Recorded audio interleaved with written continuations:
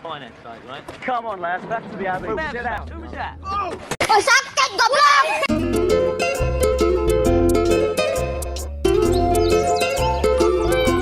Halo, kumaha kabarna? Cager, sarehat?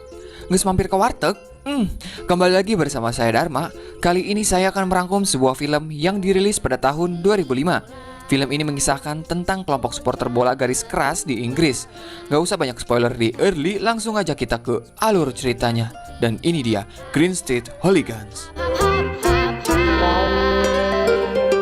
Lompat, maju, menerjang.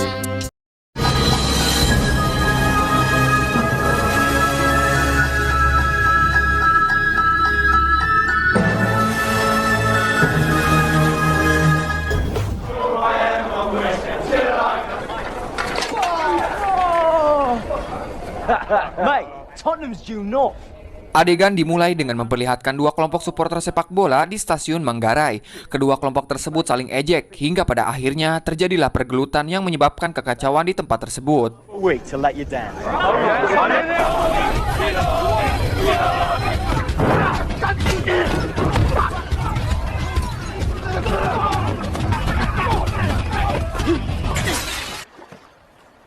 Di sebuah kampus Universitas Harvard, kampus saya dulu, memperlihatkan mahasiswa jurnalis yang bernama Matt Buckner. Ia baru saja di drop out dari kampusnya setelah ditemukan narkoboy di kamarnya. Ternyata barang haram tersebut milik teman sekamarnya yang bernama Jeremy Van Holden. Matt tidak berani mengatakan yang sejujurnya karena keluarga Van Holden merupakan keluarga terpandang. Si Jeremy menyogoknya dengan uang $10.000 dan berjanji akan membantunya nanti agar Matt tidak jujur dan Jeremy tidak dikeluarkan dari kampusnya. Really saving my ass.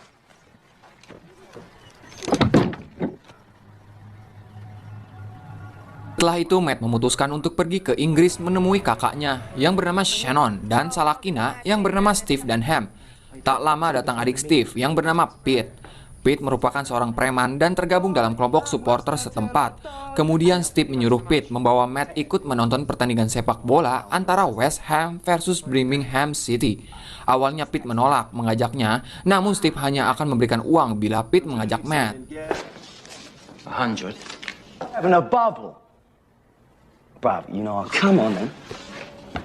Cheers, man. Akhirnya Pete mengajak Matt. Saat di jalan, Pete mengatakan kalau dirinya malas mengajak Matt. Maka ia meminta sebagian uangnya, tetapi Matt tidak memberikan uangnya sampai Pete ngadu pak kakinya hingga Matt tersungkur. Kemudian Pete berpikir kalau Matt mungkin bisa belajar satu atau dua hal tentang hooligan.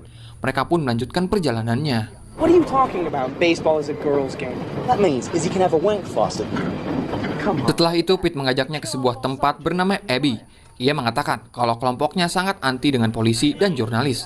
Jadi Pete menyuruh Matt untuk tidak menceritakan kepada siapapun tentang apa saja yang dilakukannya hari ini. Semua teman Pete menyambut ramah kedatangan Matt. Hanya tangan kanannya Pete yang bernama Gopher yang terlihat sinis pada Matt. Ia mengatakan pada Pete kalau mereka akan diremehkan jika berteman dengan seorang Yankee. Istilah Yankee adalah orang yang berasal dari Amerika Serikat. Belt in karate. Easy fat. Look at the size of it. You're lying already. You've been there fucking 5 minutes and you're lying. Akhirnya Matt bersenang-senang dengan mereka sambil bernyanyi-nyanyi ala supporter. Saat di toilet, Gopher menemui si Matt dan mengatakan kalau mereka tidak suka dengan orang luar. Setelah itu, Pete mengajak Matt menonton pertandingan di stadion. Saat pertandingan, Gopher nyamperkan tribun lawan dan mengejeknya. Setelah selesai pertandingan, Pete akan menyerang supporter Birmingham. Namun Matt tidak mau ikut-ikutan dalam hal itu dan memilih pulang duluan. Pete menyuruhnya untuk berhati-hati karena banyak fans Birmingham di sana.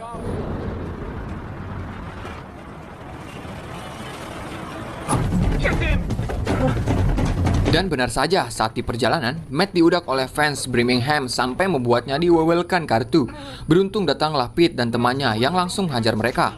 Kemudian saat mereka akan pergi, salah satu dari fans Birmingham menimpu kaca mobil mereka dengan batu. Sontak saja hal itu membuat mereka marah dan mengejarnya. Sampailah mereka di terowongan dan bertemu dengan fans Birmingham yang lebih banyak. Out of here. What? But there's 20 guys. You done? Bring to someone you hate.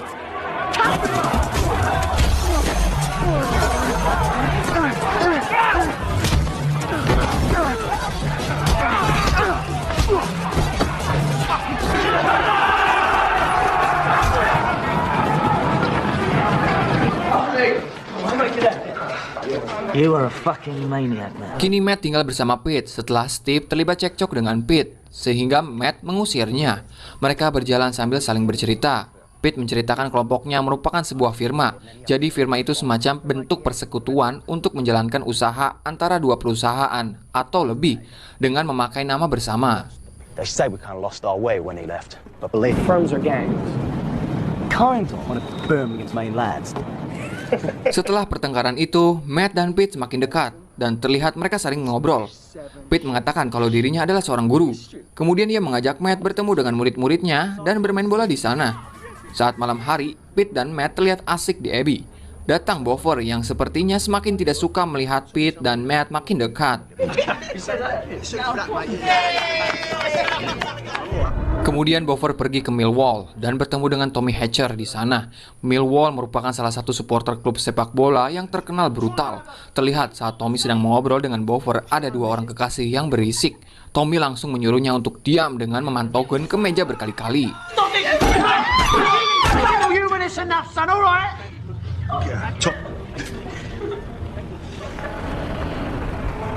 Keesokan hari, GSE Green Street Elite akan pergi ke Manchester untuk menonton pertandingan di Stadion Old Trafford menggunakan kereta KRL. Pete menyuruh Matt untuk tidak ikut karena itu berbahaya. Tetapi Matt diam-diam mengikuti Pete sampai akhirnya ia bergabung kembali dengan Pete dan teman-temannya. Saat di perjalanan, salah satu dari mereka bernama Dave memberitahu kalau sekitar 40 supporter lawan sudah menunggu mereka di stasiun. Waiting here for you. Don't roll into Manchester. We are fucked. 40, 50. Mendengar hal tersebut, Bover menonjok tombol darurat agar mereka bisa berhenti di stasiun sebelumnya. Setelah berhenti, mereka akan menggunakan taksi, namun tidak terlihat satupun taksi di sana. Kemudian Matt mempunyai ide untuk menggunakan mobil box menuju Manchester. Sesampainya di Manchester, Matt berkata pada supporter Manchester kalau dirinya sedang syuting film, dan mereka memberikan jalan pada Matt.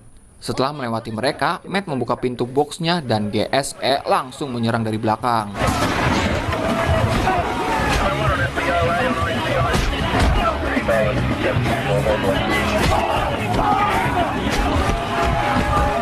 Tak lama, polisi pun datang. Terlihat beberapa anggota Manchester tertangkap.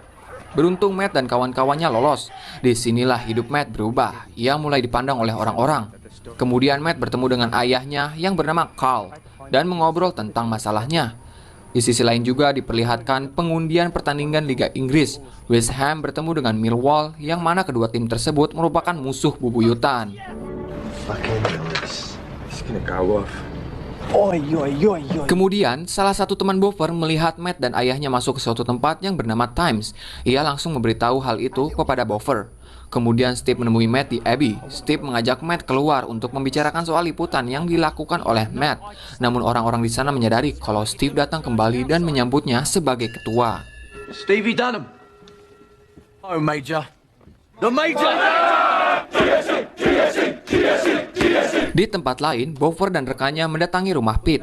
Ia memberitahu kalau ia melihat Matt masuk dan mengobrol dengan petinggi Times, yang mana Times sebuah organisasi firma yang berisi orang-orang penting.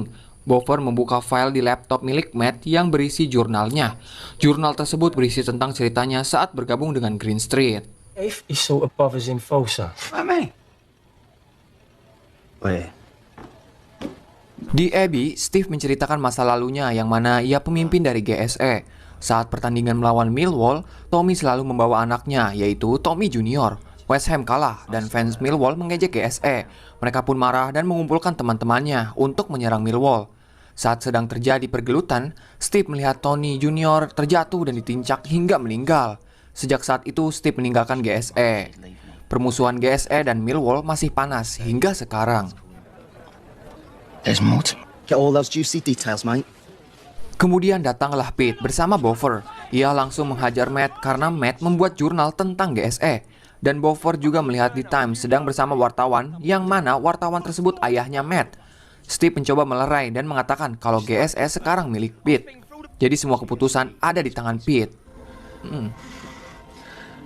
GSE? Setelah kejadian itu, Bover pergi kembali ke markas Millwall dan bertemu dengan Tommy. Ia mengatakan kalau Matt merupakan jurnalis yang menyamar. Ia juga menyuruh Tommy untuk menyerang markas GSE karena Steve sedang di sana. Malam itu juga, Millwall datang ke Abbey. Sampainya di Abby, Bover mencoba menjelaskan sesuatu pada Tommy. Namun salah satu mereka memanteknya menggunakan botol hingga pingsan. Dan terjadilah pertempuran di sana.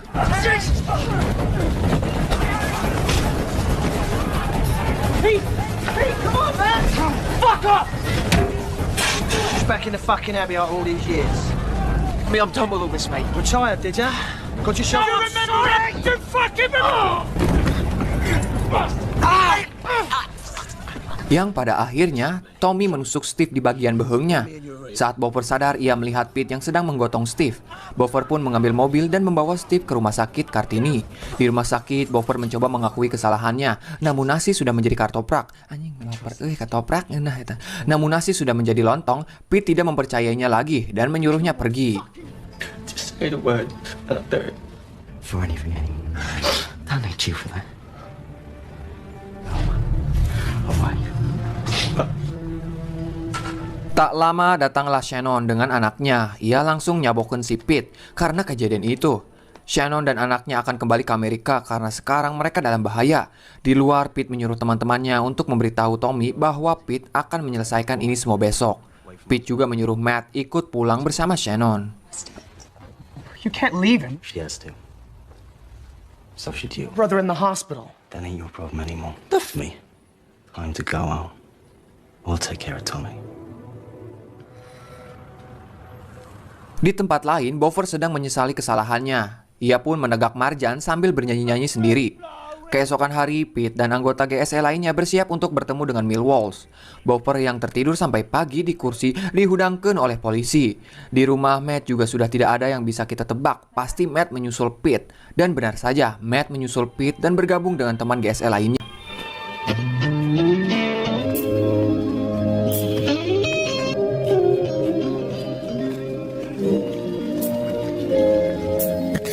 But the lesson is lost there in the mud.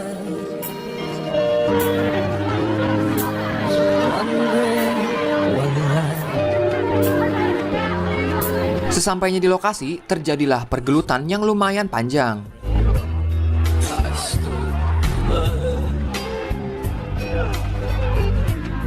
I stood with my blood held to the ground.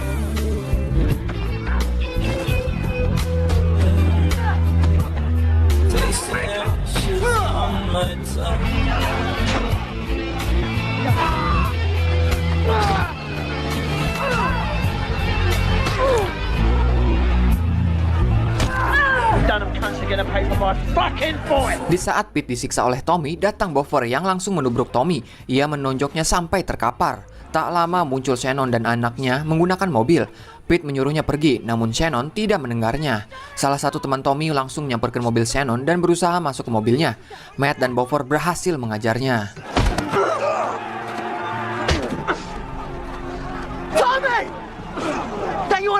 Di saat Tommy berjalan mendekati mobil Shannon, Pete memanggilnya dan mengatakan kalau Tommy adalah pembunuh anaknya sendiri.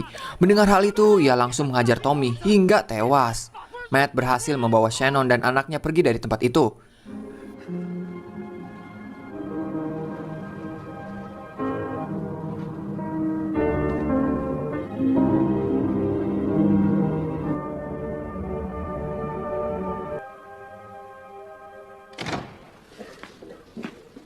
Adegan terakhir diperlihatkan Matt mendatangi Jeremy untuk menagih janjinya.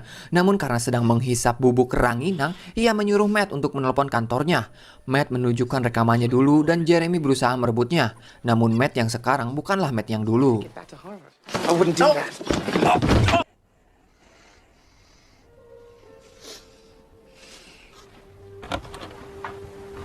I'm forever blow. And like my dreams. Dan film pun anggesan. Secara keseluruhan filmnya lumayan bagus. Sampai saya pertama kali nonton ke bawah alurnya anjing. Lebay.